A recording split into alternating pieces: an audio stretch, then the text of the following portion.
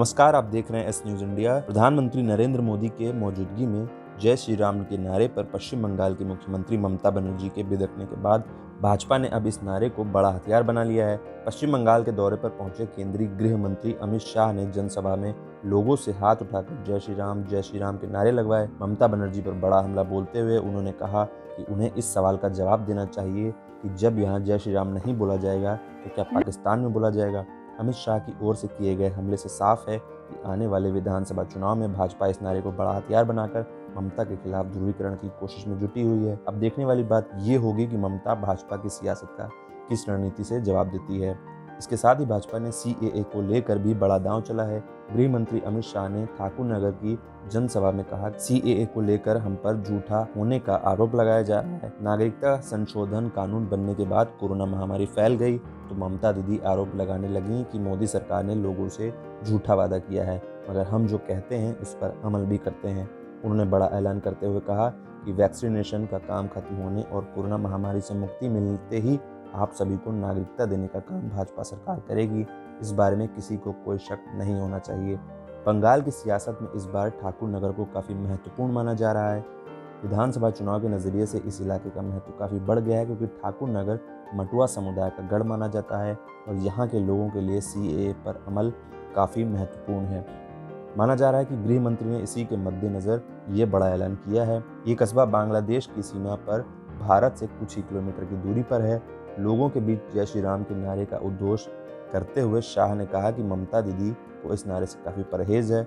ममता दीदी को ये नारा काफ़ी अपमानजनक लगता है, क्योंकि वो तुष्टीकरण के जरिए समाज के एक वर्ग का वोट पाती रही हैं। अब भविष्य में भी उनकी नज़र उसी वोट बैंक पर टिकी हुई है, लेकिन उन्हें इस सवाल का जवाब देना चाहिए कि जय श्री राम का नारा अगर भारत में नहीं लगाया जाएगा तो क्या पाकिस्तान में बोला जाएगा। उन्होंने कहा कि मैं गारंटी देता हूँ कि चुनाव खत्म होते ही ममता दीदी खुद भी जय श्री राम का नारा लगाने लगेंगी। उन्होंने चुनौती भरे अंदाज में कहा कि ममता दीदी को अब ये गलतफहमी छोड़ देनी चाहिए कि गुंडे उन्हें चुनाव जिता देंगे। भाजपा ने दंगा प्रमुख गुंडों के सामने बूथ प्रमुखों को उतारा है और बंगाल की जनता ने इस बार राज्य में बदलाव करने का फैसला कर लिया है। उन्होंने कहा कि अभी तक यहाँ के लोगों के अकाउंट में किसान सम्मान निधि का 6,000 रुपये नहीं आता। आखिर ये पैसा कहाँ से आएगा? जब ममता दीदी ने किसानों के अकाउंट का डिटेल नहीं भेजा है तो आखिरकार उन्हें PM किसान निधि योजना का लाभ कैसे मिल सकता है? ममता सरकार पर हमला करते हुए शाह ने कहा कि यहाँ के लोगों को आयुष्मान योजना के लाभ से भी वंचित रखा गया है, लेकिन मैं यहाँ के लोगों से वादा करता हूँ कि भाजपा की सरकार बनने पर आयुष्मान योजना का लाभ यहाँ के लोगों को 1 महीने के भीतर ही मिलने लगेगा। मई के बाद ममता बनर्जी इसे रोक नहीं पाएंगी, क्योंकि वे राज्य की मुख्यमंत्री ही नहीं रह पाएंगी। शाह ने कहा कि गरीबों के कल्याण के लिए प्रधानमंत्री मोदी की ओर से 115 योजनाएं बनाई गई हैं, लेकिन ममता बनर्जी ने उन्हें बंगाल में लागू नहीं होने दिया। सच्चाई तो ये है कि ममता बनर्जी को गरीबों के कल्याण की कोई चिंता ही नहीं है। वे तो सिर्फ अपने भतीजे के कल्याण में लगी हुई हैं।